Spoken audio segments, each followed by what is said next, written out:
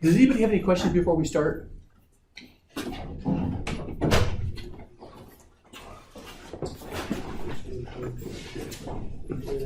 I neglected to get the homework posted by this morning. It'll be posted by noon time today. I had some computer issues over the weekend and I didn't come up to campus to take care of it.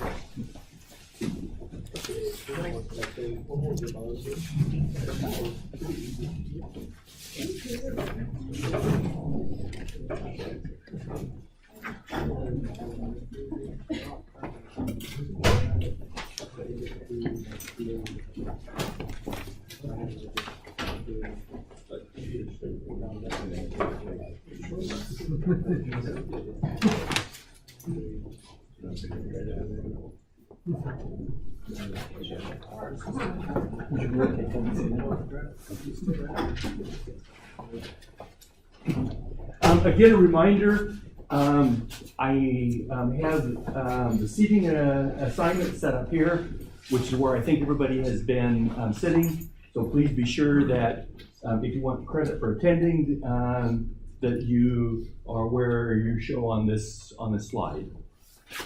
I think I'm going to do the lecture today. I think Dr. Chen is going to do the lecture on Wednesday, so you'll probably see a change in lectures taking place. Today I'd like to talk about improving the switch level model of the MOS transistor. I'd like to talk about propagation delay, stick diagrams, and start the discussion of technology files.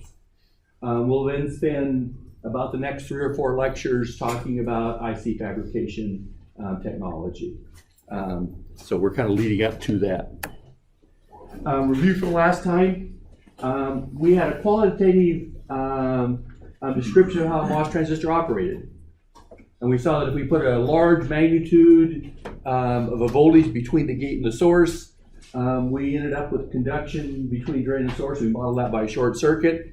And if the gate to source voltage was small, we would model that as an open circuit. So this is a switch level model, the simplest model that we'll have in this course for the MOS transistor. This model is interesting because for many logic circuits, this tells us at least the Boolean functionality of the circuit, and for some circuits even more than that. We then looked at building multiple input NAND and NOR gates with these transistors using the switch level model. And we observed that these NAND and NOR gates were comprised of pull-up and pull-down networks, pull-up networks of P-channel devices, or pull-down networks of N-channel devices, and one and only one of the networks was conducting at the same time. We also observed that we're now to the point where you can build any combinational logic function. Either the family of NOR gates is complete or the family of NAND gates is complete, having both NAND and NOR gates selected.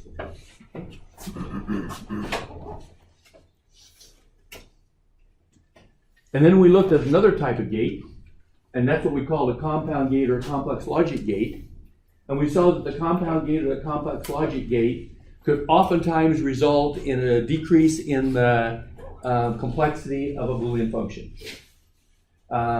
With a complex logic gate or a compound gate, we counted the number of logic levels. We said that there were at most 2 logic levels, one to possibly invert an input signal, and then the other one to process the signals through the gate. So we had 2 levels of logic, philosophy being oftentimes the circuits are less complex and faster than if we use NAND or NOR gates to build a Boolean function. What we did was we implemented Y bar in the pull-down network, and we implemented Y in the pull-up network, and then we had to complement the input variables because we're using P-channel rather than N-channel devices. We typically try to express the functions Y and Y bar in either standard sum of products form or product of sums form. And if we have it in those forms, it's pretty easy to implement the pull up and the pull down network. Again, much like the NAND and NOR gates, we're implementing the Boolean function twice. We're implementing a Boolean function in the pull down network. We're implementing a Boolean function in the pull up network. And one and only one of the network conducts at the same time. We observed that networks that have these properties, that there's a pull-up network comprised of P's, a pull-down network comprised of N's, and one and only one network is conducted at the same time have three very interesting properties. The high and low logic levels with the model we have right now are VDD and 0 respectively. The power dissipation in either the high or the low state is 0, and the response time is infinitely fast. If we had circuits that actually realize these three properties, it would be fantastic. The power dissipation we'd have for computing would be 0, and the computing power would be nearly infinite. Then we looked at another type of logic called pass transistor logic. With pass transistor logic, we added a resistor and some logic circuits. In this case, we only implement the Boolean function once, and this happens to be an example of a two-input AND gate. Requires one transistor and one resistor. At the outset, this wasn't attractive. It was attractive because it only had one transistor, but it was unattractive for what reason? The resistor. And what's bad about the resistor? The area, just the area. We said we could probably put 1,000 transistors in the area required maybe for a single resistor. That's the bad side. The good side is we will typically implement that resistor with a transistor as well. It doesn't make a perfect resistor, but it still makes this, gives the ability to build pass transistor logic circuits. That gives us a dramatic reduction in the area that's required for that resistor. So these become practical circuits as well. But there are some issues with these. These don't have rail-to-rail signal swings. And with the models we have, we can't predict high and low logic levels. We can't predict delays and so forth. So here's the model that we had, but we said it's not adequate to predict some of the properties of the logic circuits we already wanted to look at. So we're going to now try to improve on our model of the MOS transistor, even though it's only one lecture old. And as I emphasized before, we're going to try to use the simplest model we can get by with. So here was the model we have so far. But as we pointed out, we can't get timing information or signal levels in some circuits. If you look at these three properties, that these circuits that are designed with P and N channel pull-up and pull-down networks where one and only one is conducting at the same time, of these three properties, we're going to see that the rail-to-rail logic swing is almost achieved, even if we use better models. The static power dissipation in both the high and low state is almost 0, even if you use better models. But the arbitrarily fast property that we observed, we don't achieve.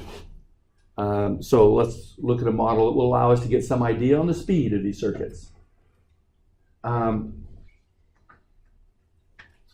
So conceptually then what our model was, it was a model where between the drain and the source we put a switch in. And if that switch is not a good representation of what happens between the drain and the source, let's see what we can do to improve that. So what we find on real transition, this discussion is still qualitative. We will get quantitative later on in the course. For VGS small, there's typically no carriers in this region underneath the gate. This is called the channel region. So for VGS small, the model that we have already, that the current is 0, is still a good model. But when VGS gets larger, we create a resistor in this region, not a short circuit. And this resistor is real thin. It may be as thin as a few angstroms or maybe a few hundred angstroms. This region underneath the gate here, this region is called the channel. Now I'm only looking at one cross section. It's a rectangular region. The whole rectangular region is just like a thin sheet of silicon with some N-type impurities there, or N-type carriers, and it will support current flow. And that's why we look at it as a resistor.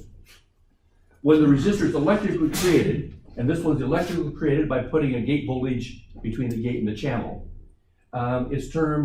this region is termed an inversion region. It started out P-type, when we put a voltage on the gate, we created N-type carriers in there. So we make it look like as if it was N-type material. That N-type material then gives continuity between the drain and the source. Yes. I have a question. Oh, I'm sorry, I missed it. Is anything that supports current flow considered a resistor? Is what? Anything that supports current flow considered a resistor? No. We're going to find that when we look at more detailed operation of the device, this device becomes very nonlinear. A resistor has a linear relationship between the voltage and current, and for this model we have here, we're going to treat it as a linear region. But shortly we will look at how it becomes nonlinear. That's a good question. So, this is kind of how a lot of modeling of devices go. We try to look at the phenomena and then try to look at electrical equivalent of what's going on.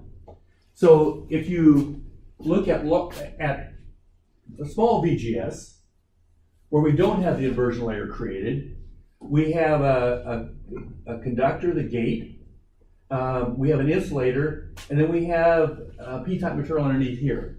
Anytime we have two conducting regions separated by an insulator, we form what? A capacitor. So we've got a capacitor between the gate and what we call the bulk here.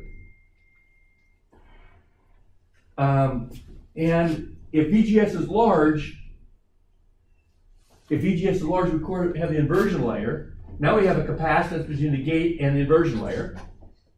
And then we have a resistance between the drain and the source.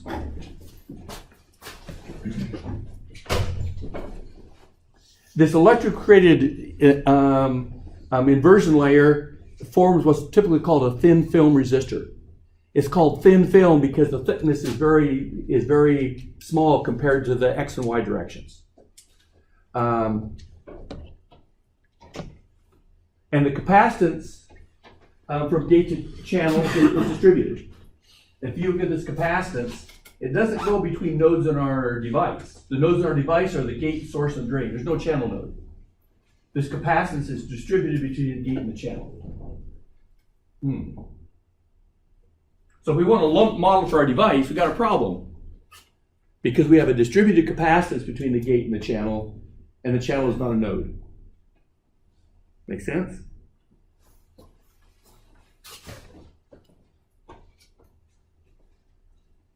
If you go back to 201 and 230, the components we had to work with were always lump components, not distributed components. Distributed components are a pain to work with. Lumped components are much easier to work with. Oh, we've looked at thin film resistors before. We may or may not have talked about them. But if you look at the parts kit that you have for 201 and 230, you had resistors in that parts kit. And the way the resistors were made were probably one of two ways. This is probably the way they were made. You start with an insulating core, and then around that core, you put a thin film. And the thickness of that thin film, the conductivity of the material that makes the thin film, and the number of turns determines the resistance. So by playing around with those properties, we can form resistors that go from the ohm range to the 100 mega ohm range. But those are thin film resistors. It's like a barber pole. It's wrapped around. Some of the resistors are what's called carbon composition resistors. There's just a bulk material that maybe it's dominantly carbon, and the geometry of that carbon region and the electrical characteristics of the mix determine what the resistance is. So we have two types of resistors: carbon composition resistors and metal film resistors. Well, there's also wire round resistors, but we probably don't use those in the laboratory very much. It's interesting. A number of years ago, I was in a laboratory where somebody was trimming a circuit, and they had files on the bench. And if they wanted to change the resistor value, they would take a file and just file a little notch in this resistor. And if you watch the resistance value on a multimeter, you can see the resistance go up as you file deeper and deeper into the resistor. Okay. So what are you doing? You're changing the cross-sectional area of that of that homogeneous material.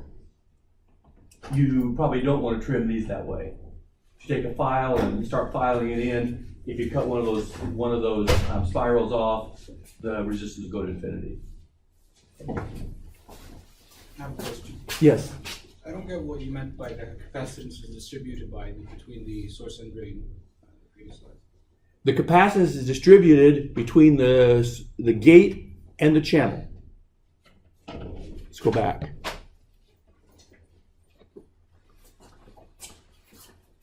Here's the channel region in here, right? The channel is not a node on the device model or on the device. The capacitance is between the gate and the channel. So that's what I call the distributed capacitance, it's not lumped. What's the difference between lumped and distributed? With a lumped capacitor, you have two nodes. And your capacitance between the two nodes. With a distributed capacitor, you got a region. And your capacitance is distributed across that region, but there's not two nodes. The region could be thought of as having an infinite number of nodes. Okay.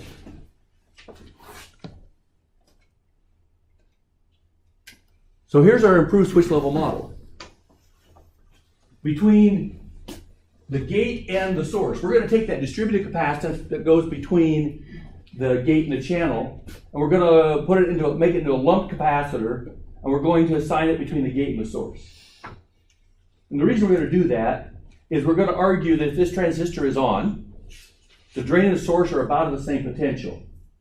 So whether we lump that from gate to source or gate to drain when it's on doesn't make much difference. We're just going to model it between gate and source. Okay.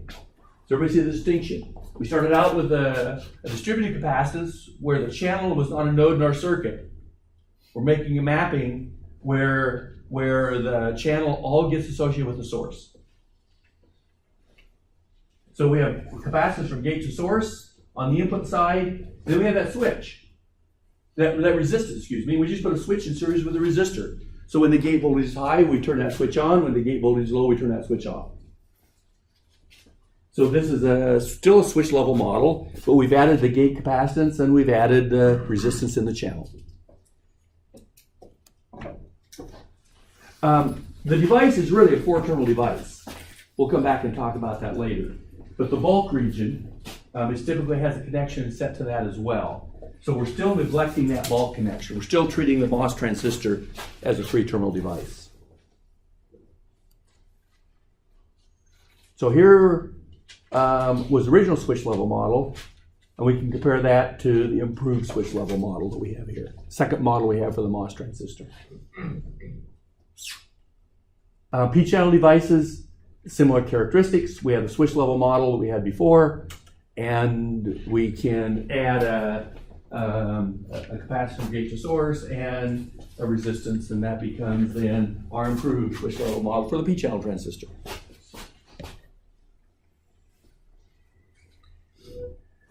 The capacitance from gate to source and the resistance in the channel are dependent upon the device sizes and the process.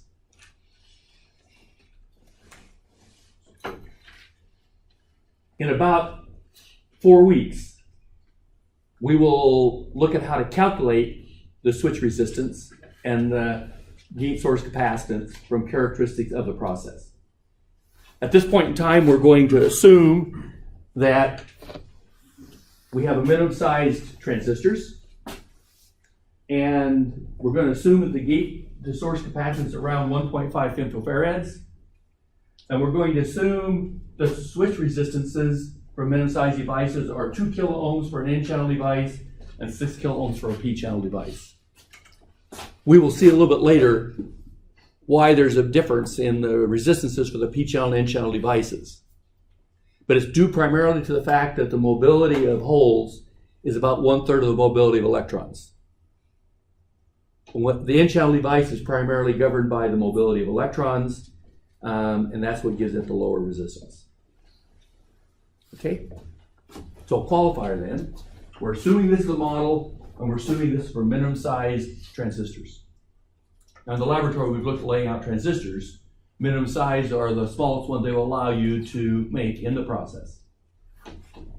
Usually when we build digital circuits, most of the time we try to build our logic with minimum size devices. Why do we do that?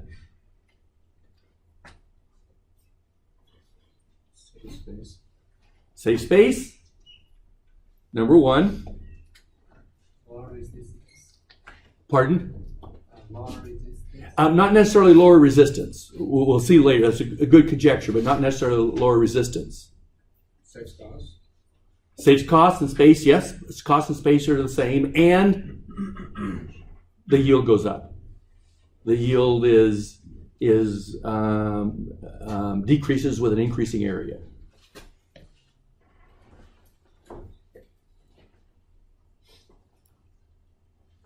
Oh, 1.5 femtofarads. Is that capacity? We'll put that capacitor in and we'll see where it comes from. Is that small enough to neglect? What's the smallest capacitor you have in your 201's parts kit? 100 micro. 100? No, you got one smaller than that. 100 nano? Maybe 10 nano? What? 10 nano. 10 nano might be the smallest one. How does 10 nano compare to 1.5 femto? 10,000 times, around 10,000 times smaller. Did you use that smallest capacitor very often? Now, I'll bet you go back to your parts kit and you'll find it's got straight leads on it yet. So, this capacitor is maybe 100,000 times smaller than anything you ever used in the laboratory. Why do you think we didn't use smaller capacitors? Or to work, what? Oh, sorry, at some point it becomes negligible. At some point become negligible. Kind of hard to work with in our 201 laboratory or 230 laboratory if those capacitors get too small. This is probably 100,000 times smaller than anything you worked with there. And of course, we don't want to complicate our lives, so if we could neglect it, we'd like to do so. So is this capacitor small enough to neglect? So let me just give you an appreciation for what the relationship is. And these are to scale. So here is a 10 nanofarad capacitor. The area for a 10 nanofarad capacitor. Well, your capacitor made, you typically take these smaller capacitors, you take two conductors and put an insulator between and fold them up, and that makes your capacitor, right? So if this is the area for the 0.01 microfarad capacitor, one of the smaller capacitors you have in your parts kit, then 100 picofarads would be as big as this yellow, and 1 picofarad as big as this red. But that's 1 picofarad. It's not 1 femtofarad. So now I take and expand this red region here. This is the 1 picofarad. Here's 10 femtofarads. Here's 1 femtofarad. Actually, it was more than 100,000 times smaller than the ones we had in the laboratory.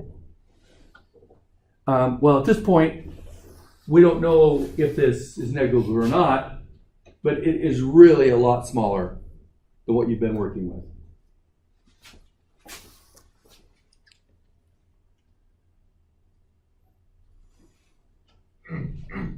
There's a model summary of where we're at with our switch level model for the transistor that includes the gate channel capacitance and includes the thin film drain source resistance.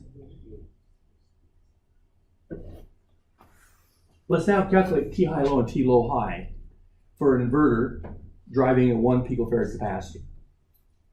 I'm going to do it two ways. First with the basic switch level model we had before, and second with the improved one we just developed.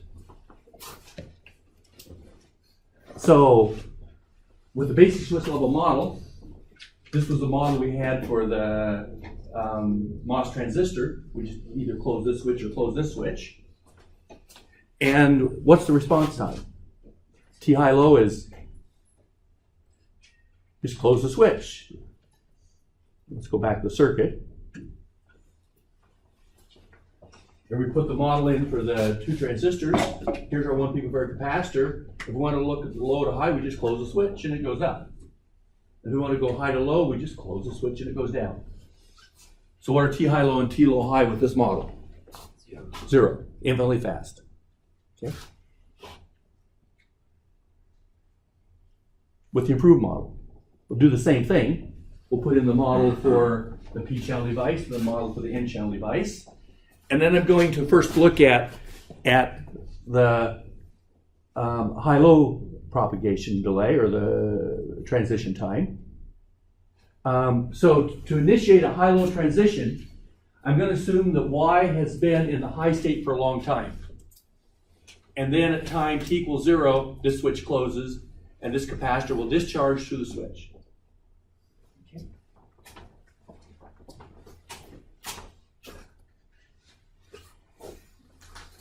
So here's the circuit that we've got then. The input goes across this gate to source capacitances. There's 1 gate to source capacitance for the N channel and 1 for the P channel device. And then we have initial voltage on this capacitor. We assume to charge up to 5 volts. We close the switch and we let it discharge. Well, this is a circuit you should have looked at in 201. I think chapter 7 of your 201 textbook finally got to the point where you were looking at circuits that had capacitors in them.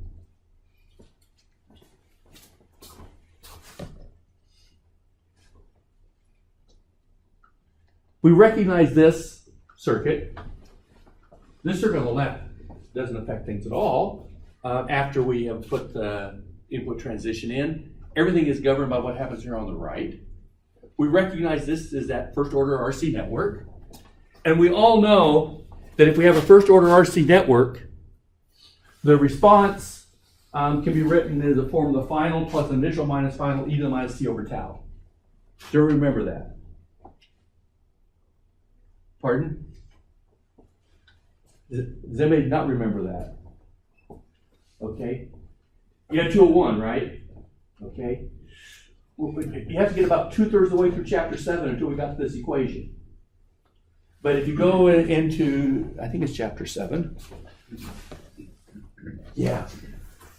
If you go back to the 201 text in chapter 7, after they solved a first order RC network using a differential equation several times, they finally observed that the response for any first order network was in the form of the final plus initial minus final e to the minus t over tau, where tau is the time constant of that network. Okay. Go back and check middle of chapter 7 if you want a refresher on that. For this circuit, final value is going to be 0 because it's going to discharge. The initial value is 5 volts, and the time constant is RC, tau. So we just have to plug these values into that equation. We plug the final, the initial, and tau into this equation, and we get the step response.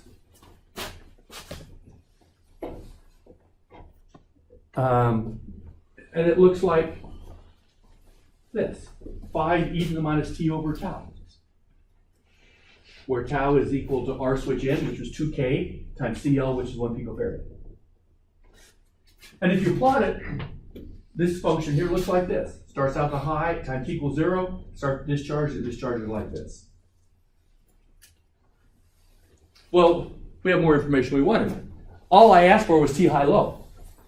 I got the whole response. So how do I know what t high low is? Well, it depends on how low you want it.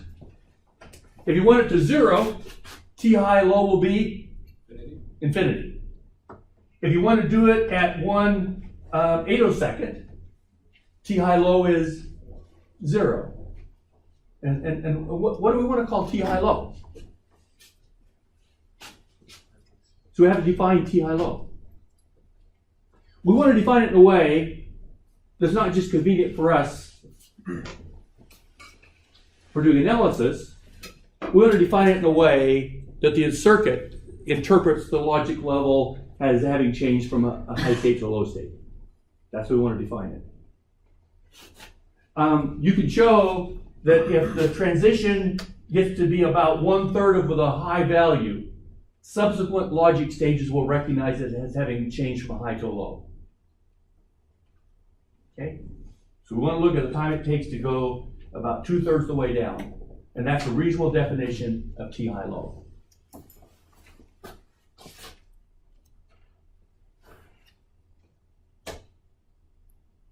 So we're going to define it to be the time it takes to drop to 2/3 of the transition. It will be down to the initial value over about 3, I over E. Okay. So if I want to find out what the T high low is, then I can set the output I over E equal to final plus initial minus final E to the minus T over tau. And I can solve this equation for T high low then. And that will give the time when it's made about 2/3 of the transition.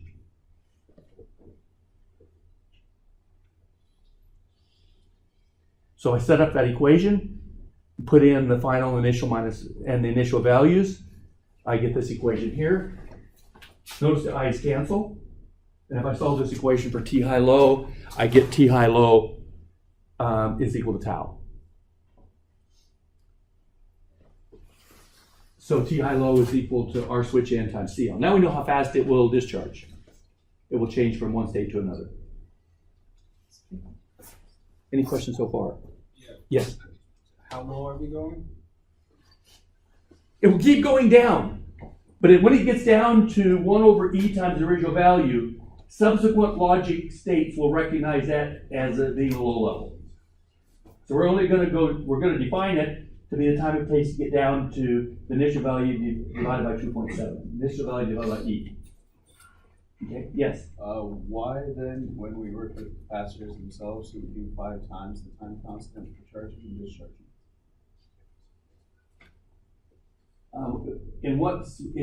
You were looking at that in what context? Our first lab, where we had like an RC circuit, which Yes. is pretty similar, and when we were setting our period time, we did 5 times the time constant to have the charging and discharging time periods. Completely to charge the capacitor and completely to discharge the capacitor. Yeah. So that's a good question. How long do we want to wait? So right now we're looking at one time constant for the logic to settle. If you want to run a simulation, if one time constant, you pretty much made the transition. At the end of 5 time constant, it's really down. So 5 time constant, you're way out here someplace. It was not critical whether it be 4 or 5 or 6 or 10 for that purpose. Okay. That's also a very good question. Any other questions?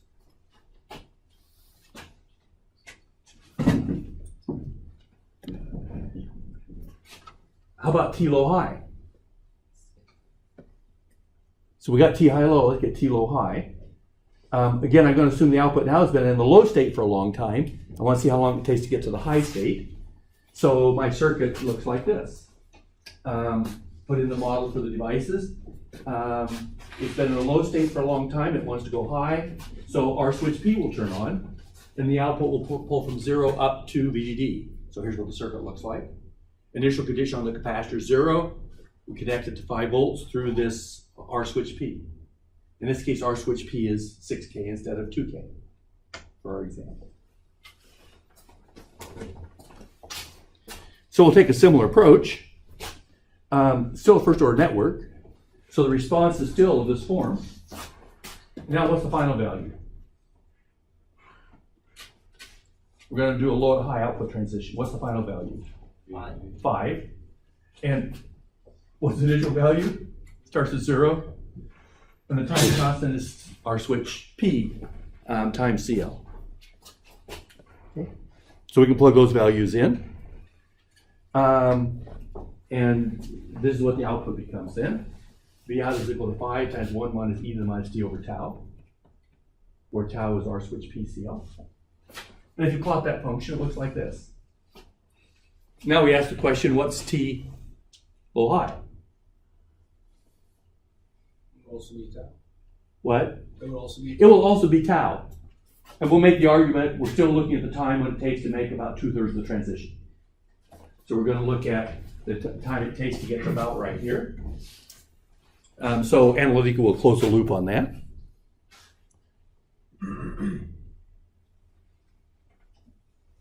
We're going to assume that we want to find the time when it gets to 1 minus 1 over e times the final value. That's about 2/3 of the transition.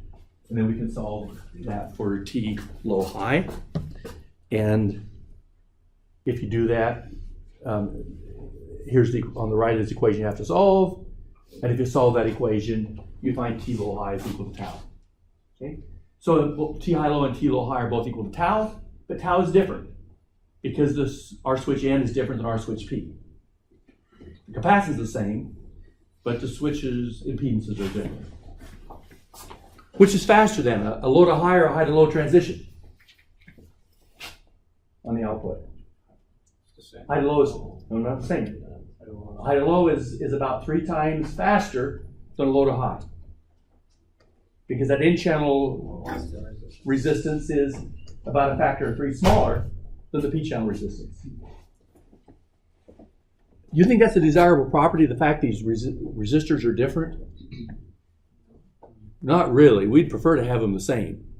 But we're stuck with the properties of silicon.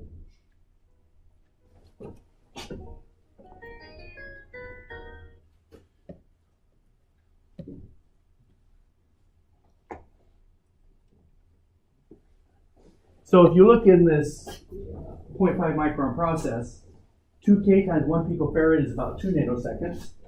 And that's T high low, and T low high is about 6 nanoseconds. Those are pretty small delays. Have you ever measured delays that are of the order of magnitude of a few nanoseconds in the laboratory? No. What kind of time scales did you work with in the laboratory with our equipment?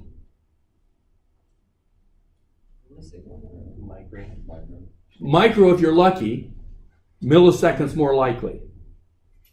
And this is nanoseconds. Okay? So we probably don't even have equipment in the laboratory that will allow us to see responses like this. So this circuit's quite fast. Often CL is going to be even smaller, a lot smaller. And this circuit will be a lot faster yet.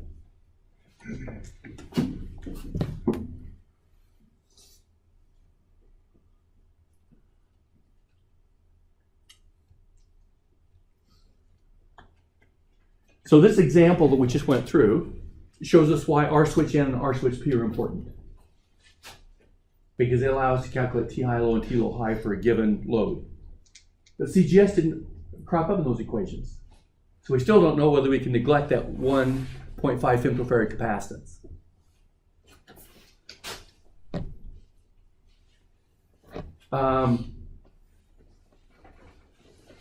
So now let's ask the question, if we take one gate and drive another gate,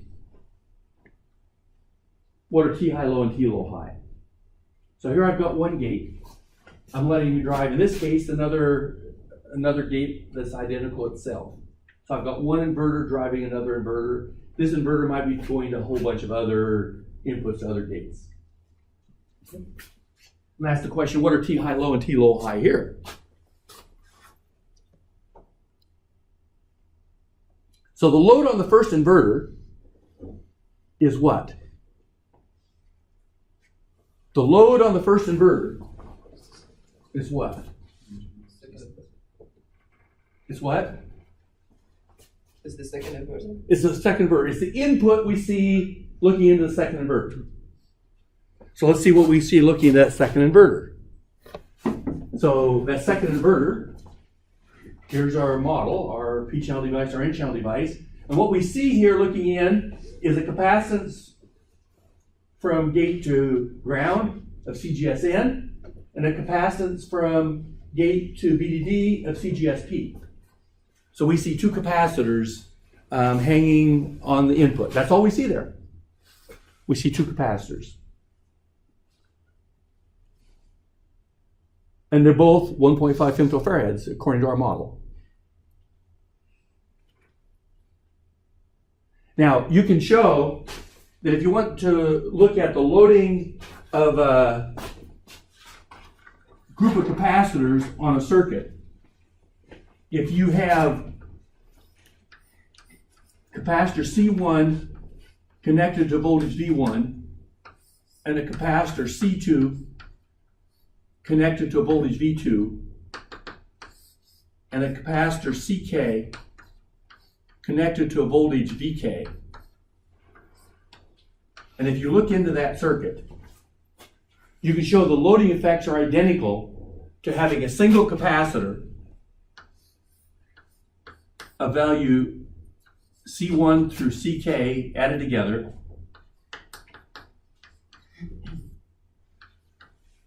connected to any node. Could be to ground, it could be connected to VDD, it makes no difference where you connect it, as long as you connect it to a low impedance node. So we could then say, what we see looking in here is equivalent to a capacitance of value what? 3 micros, 3 femtofarads. 3 femtofarads connected to ground, say. Makes no difference whether connected to ground, to VDD. Yes? Yeah, but we have one capacitor connected to VDD and the other is connected to ground. That's right. So here we have capacitors connected to different DC voltage sources. So in our example here, one is connected to VDD and one is connected to ground. So it's equivalent to a single capacitor connected either place. Okay? So we've got the equivalent loading of CGSN plus CGSP connected to ground. That's 3 femtofarads. Oh, we haven't answered this question yet. Is the 1.5 femtofarad small enough to be neglected? But now we're starting to look at what that effect of that 1.5 femtofarad capacitance is. So hopefully this example will provide insight into what's going on.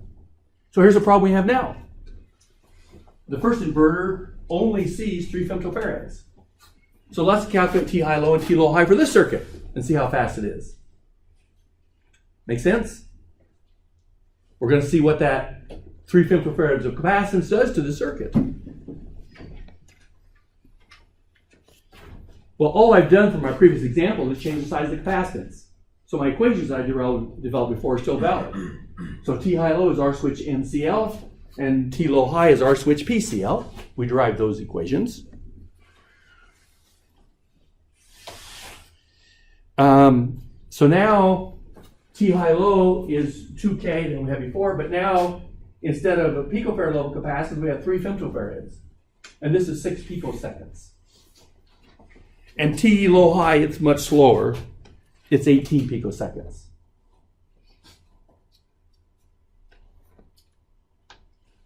Is this fast? If you look at how fast you would clock this circuit, you can clock it with a clock signal that's got a frequency with period equal to the sum of these two. You could put a clock in it that has 24 picosecond period, and it would get through that gate. 24 picoseconds. The frequency is 1 over 24 picoseconds. Does it really operate this fast? Answer is yes. And if you go into a smaller feature size process, it'll be much faster than this. An inverter driving another inverter, in this process, it takes about 24, you can clock it at about 24, with a frequency corresponding to a period of 24 picoseconds. So if you look at the maximum clock rate, the period of the clock we said was T high low plus T low high, it's about 40 gigahertz.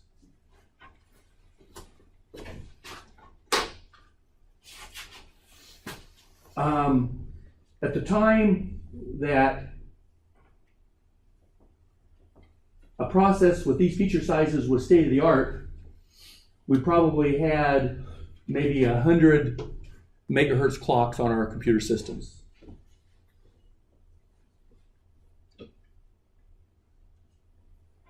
Yet we could clock the gates in that process at 40 gigahertz.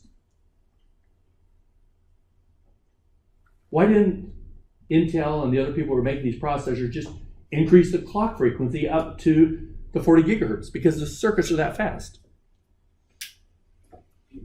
Yes? The inverter is, the simplest one that, or the simplest gate you have. In the other gates, you could have many more, gates in parallel.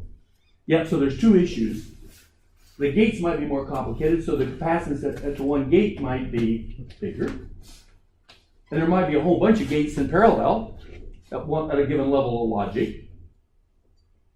So let's assume, and how much bigger it is than the minimum size gate might be what we call the fan-in to the gates, or the fan-in load. So let's assume that each level we have a fan-in that's 10 times the fan-in of a minimum size inverter. And let's assume in one clock period we want to go through 10 levels of logic. We don't want to just go through one level of logic in a clock period. We want to go through several levels of logic. Remember we looked at the exclusive OR gate. We had 5 levels of logic. We'd like it to make a decision in one clock period, or a small portion of one clock period. So if you have to allow for a fan out loading of 10 and 10 levels of logic, your clock frequency will be a factor of 100 less than the speed at which a minimum size inverter can drive another minimum size inverter. So instead of operating at 40 gigahertz, then it would be stuck somewhere around what? About 0.4 gigahertz. 40 gigahertz divided by 100. 10 for 10 levels of logic and 10 for fan-in loading of 10. So we'd be somewhere around 400 megahertz, which is of the order of magnitude of the speed that we will build digital systems to operate with these size devices in this process. Make sense? So,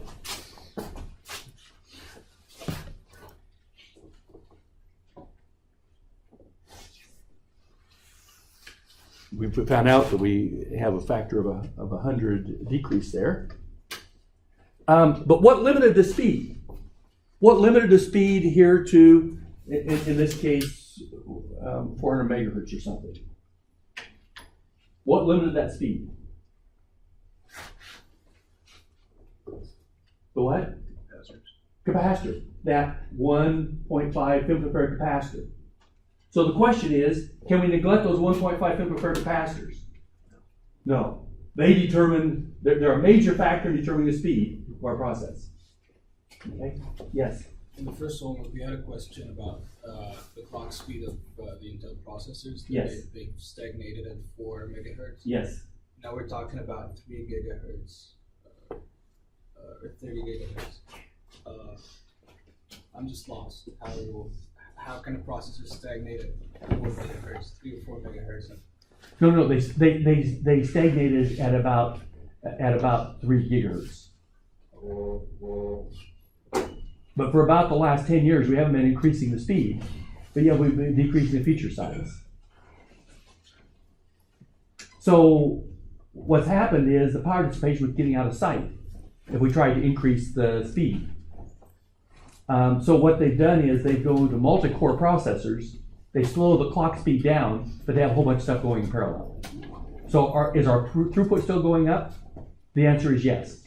But we can show that we can do it in a much more energy efficient way if we do multiple steps in parallel at a lower speed than one step at a very high speed. Yes?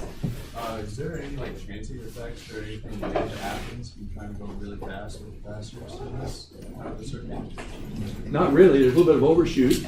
It goes too fast, it just quits working and the power goes out.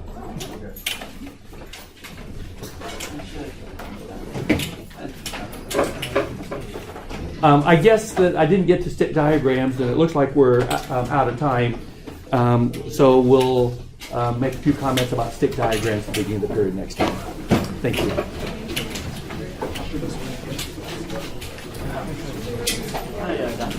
Yes. On the seating chart. What? I'm not on the seating chart. I don't see my name on it.